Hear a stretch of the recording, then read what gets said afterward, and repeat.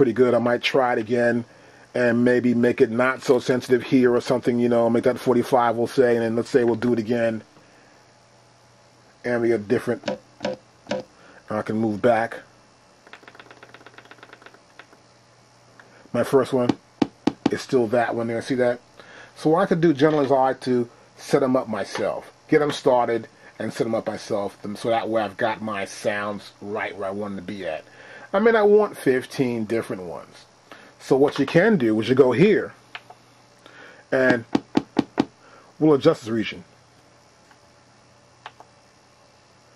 We may say, well, that region should be bigger. Or we can edit that region and say, okay, we want to make this region include, go further back. And that region starts to, see that starts to 0 now, that's 1.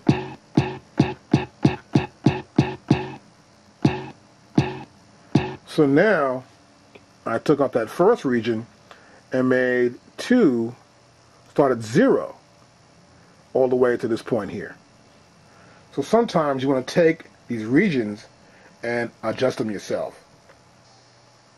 Okay, so I changed that region. So now, if I want to make it permanent, I can go back here and press F6 where it says Edit. And now, I can combine that region. So I can combine region 1 and 2. And I'll press Do It. And now it's become region 1. See that there says 1, and now there's no 1 and 2. So what I normally do is get each one of these to be exact to what I want to have in each region. And combine them, make sure they're perfect. And sometimes I learn how to set the sensitivity level, the threshold, and make sure those two things are set perfectly well. So when I have that other parameter, which is like a release parameter, it'll make it easier for me to see what's going on. And that way, when I actually put a sample in, I get a better feel. But it's hard to do, so you got to test it first and experiment. There's another region I got here. If you notice here, here's 6. That's region 6 right there. And now, this is region 7. I want to combine those two. So, 6 and 7. And do it. And now, I want to go to 7.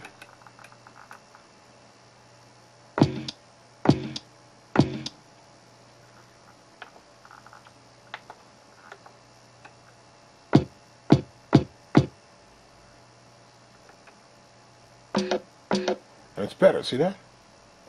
That made it much better for me. So that's how we can combine and read with a little clip. You saw what happened. It shifted over, and we combined, and we shortened down the number of regions in this sample. Okay, I've got all my regions set up here. I got 13 regions. Pressing my minus button back from the top.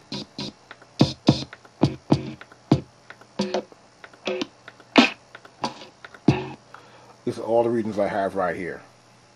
Now, I can rechop it again if I like that. Say re-chop the way it is. I can, of course, as we did before, press Edit. We can combine regions, or we can just get rid of regions, or divide a region, or extract one right out of it. You know what I mean? And make a whole new thing from it.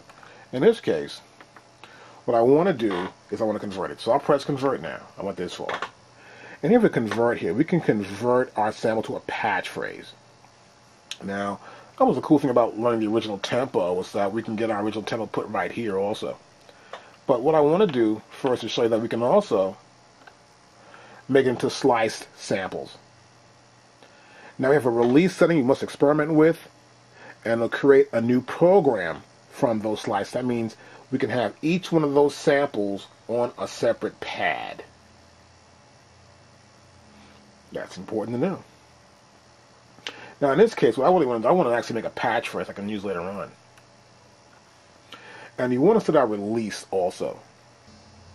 So the release, we don't want to set too big. That's a release after the sample has been done it's a release setting. So I may want to try something maybe around 10.